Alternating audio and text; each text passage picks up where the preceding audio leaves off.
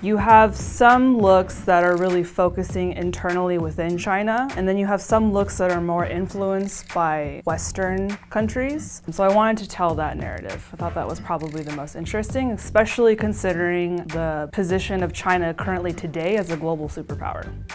In the 1910s, you have young women who have really high collars and these split bangs that go across their head. I would say that that look is representative of women who are probably middle class. If you're thinking poor women, they don't have time and they don't have the financial resources to be specific about their hair, their clothes, or their dress, or even afford photographs at that time. When we're looking at the 1920s, it's really interesting to see this shift move towards Western influence, which is really indicative of a global move. During the 1930s, you had what was the emergence of the Shanghai girl.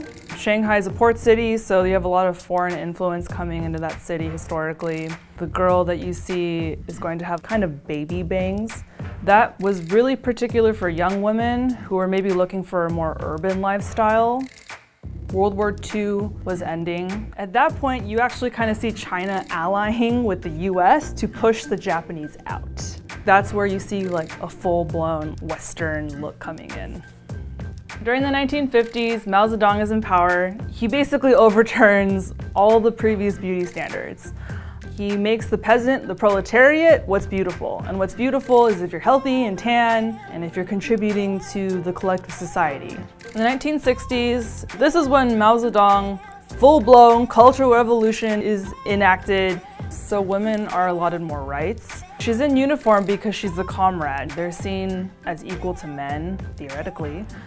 In the 1970s, China starts to move away from communism. You start to see kind of distancing from the ideology.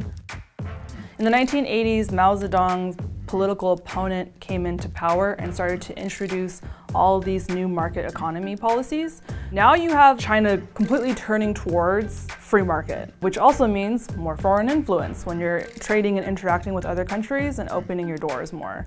The woman that you see has the big perm, has the big glasses, looks like she came out of a magazine. In the 1990s, you see a lot of influence coming in from Hong Kong. So that short bob with the bangs and the headband, that's kind of cute and schoolgirlish. Hong Kong obviously had a great deal of foreign influence. If you're a young person in mainland China and you're watching Hong Kong movies, then you're probably going to start to mimic the fashion, the dress, the makeup, the hair.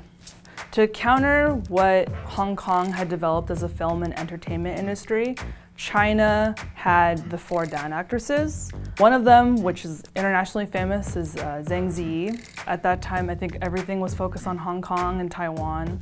And then all of a sudden, Zhang Ziyi came out of mainland and she just blew it out of the water. She has that really kind of classic Chinese beauty. Dark black hair, really, really minimal makeup, pale face. By the 2010s, Korea and the K-pop industry is enormously influential. There's a look called the Utseng look, and it's huge doe eyes, really, really pale, pearlescent, dewy face. I think that a lot of the media kind of feeds into this really xenophobic, basically anti-Chinese sentiment. And a lot of that has to do with the fact that China is growing economically and is challenging the US economically. Coming from here in the US, it's a very different way we look at China. If you were to go to another country in East Asia or anywhere else, they would have a completely different outlook at China. This country is so enormous, and that people should take this video as an introduction and they should learn beyond what the looks present, that there's a huge, huge history behind it all, and that this should be the door to learning all of that.